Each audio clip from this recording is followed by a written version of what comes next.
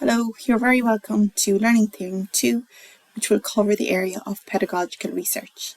The proficiency level for this content is leadership. The purpose of this video is to position yourself as a pedagogical leader. In this video, we'll explore what is pedagogical research, why it's needed in digital leadership, and we'll describe how you might conduct pedagogical research in your context. Castle suggested that a teacher doesn't see themselves as a researcher. They feel research is formal and they investigate their practice to do things better in their classroom. It has emerged from several frameworks that there's pedagogical innovation, teacher research and autonomy in teaching. Inquiry is often done by teachers to increase their understanding on the relationship of teaching and learning and explore how you can take action to do good for their students. Leadership is often a relational process that supports people to work together to develop activities. Leadership is not a mere personal characteristic, but a dynamic process as identified by Grant and Letter. Pedagogical leadership in particular is a responsibility of all teachers and is one of the main resources for pedagogical leadership. In particular, pedagogical leadership is distributed through communities of practice and learning, and this often has a positive impact on teaching and learning across the whole school. As a pedagogical researcher, you need to identify how to spread this at whole school approaches. This course is about how you lead as a pedagogical leader and support innovative practice with regards to digital teaching and learning in your school. Pedagogy, in particular, is a relational process in which is context dependent. So how teachers apply pedagogy can depend on their own practices, the students, the curricula they teach, and this may be different in every classroom and for every student. So the role of pedagogical leadership is not to mandate particular types of teaching and learning, but to create a shared vision, language, and professional learning culture to support teachers to explore appropriate pedagogies within their context and adapt them, and how this may influence the use of digital technologies. Because it is so context dependent, it's not the expectation that all teachers should apply uniform pedagogy in the same way, but that each teacher understands their pedagogical philosophy and that of the school and use the rationale for such.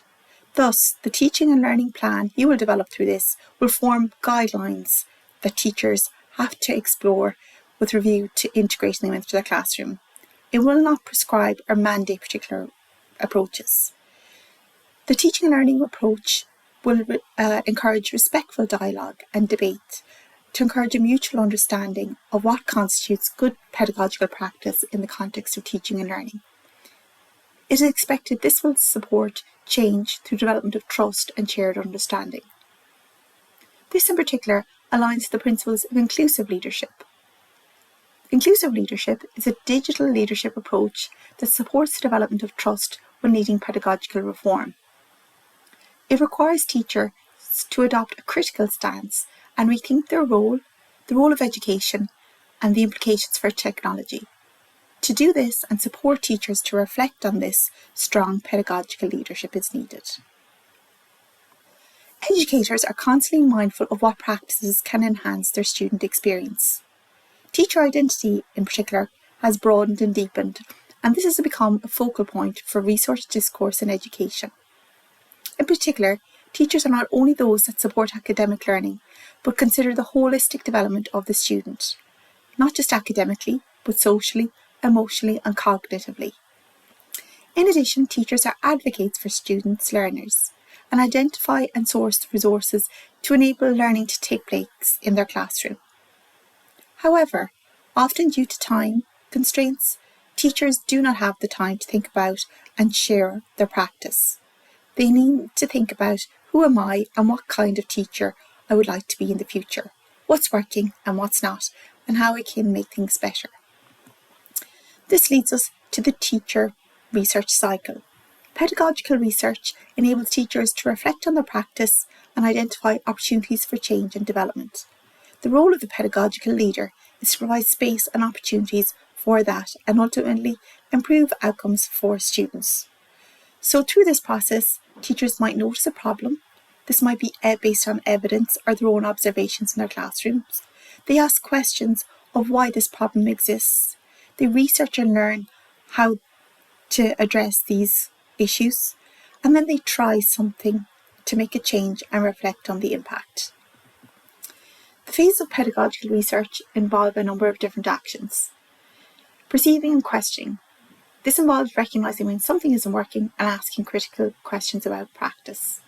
Seeking knowledge involves actively searching for information and research and best practices to address the identified challenges.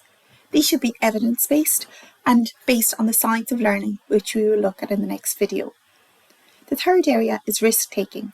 This involves teachers implementing new approaches and trying different methods in the classroom. To alleviate the risks associated with risk-taking, this should be based on evidence-based approaches. In addition, teachers should be open with their students that they're trying something new and they'd love some feedback and input from them. The fourth area is reflecting and understanding, looking at how the change impact practice, analysing evidence and gaining deeper insights and a developing understanding of what works.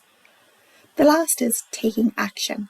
This involves implementing routine changes and making them mainstream based on the reflection and an understanding to improve student learning. We will look at some of the science of learning in the next video that will support that. Also, we will look at approaches to gathering evidence which will support you through this process. There's a number of different enablers and constraints to support pedagogical leadership and pedagogical change. There are various enablers and constraints to support this, and it's important that it's structured and made explicit to maximise innovation and impact for students.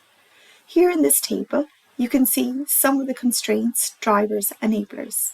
Constraints involve one-off training by experts which may be unfamiliar with the school context, agents of hierarchical leadership that impose a change without consulting or creating a shared understanding, having narrow thinking, quick fixes approach rather than looking at the interconnected and contextual elements. Drivers of pedagogical change involve identifying issues of practice for pedagogical change, sharing these issues and identify how to address these collectively, and building a philosophy of pedagogical practice. In addition, a number of different enablers allow change to take place. This involves action research, understanding pedagogy and having consensus and a vision of such, having open and constructive dialogue about current teaching and learning practice, collective approaches to investigating appropriate ways to make change, and using creativity and innovation and trialling.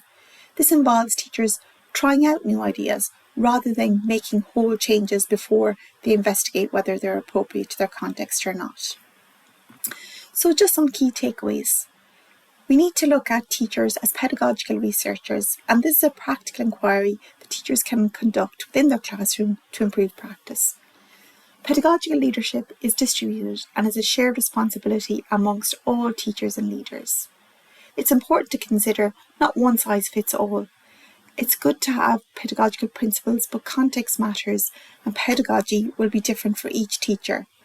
There must be structured support and time for teachers to engage in reflection, research, collaborative learning and trialling and piloting new approaches. We will look a little bit more in depth on these within this learning block.